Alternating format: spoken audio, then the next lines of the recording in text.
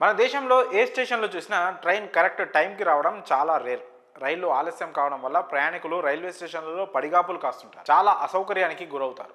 అయితే ప్రయాణికుల ఇబ్బందికి చెక్ పెట్టేందుకు రైల్వే ప్రయాణికులకు ఇండియన్ రైల్వే గుడ్ న్యూస్ చెప్పింది. ఇక నుంచి రైలు రావడం లేట్ అయితే ప్రయాణికులకు స్పెషల్ ఆఫర్లు ఇవ్వనున్నట్లు ప్రకటించింది.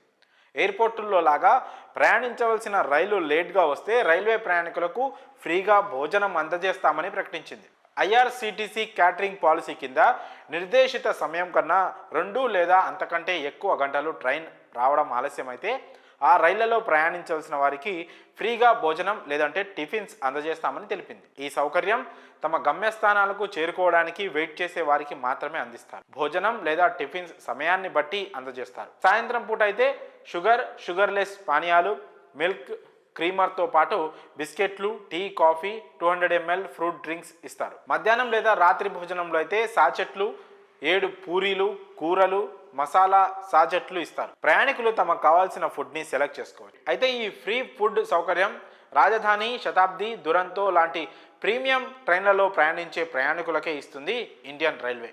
అలాగే ఒకవేళ రైలు ఆలస్యం ఇంకా ఎక్కువ అయితే ప్రయాణికులకు పూర్తి ఛార్జీలు రిఫండ్ చేస్తారు. అంటే రైలు 3 గంటలు అంతకంటే ఎక్కువ ఆలస్యంగా రావడం లేదా దారి మళ్లించిన సందర్భంలో ప్రయాణికుల టికెట్లను క్యాన్సిల్ చేసి వారి బుకింగ్ ఛార్జీలను వాపసు చేస్తారు.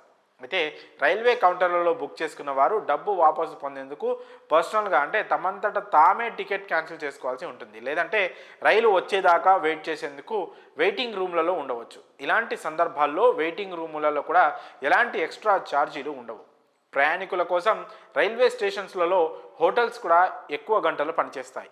ఇక అర్ధరాత్రి అయితే ప్రయాణికుల సేఫ్టీ కోసం రైల్వే ప్రొటెక్షన్ ఫోర్స్ స్టేషన్లలో ఎక్స్ట్రా సిబ్బందిని కూడా పెడతారు.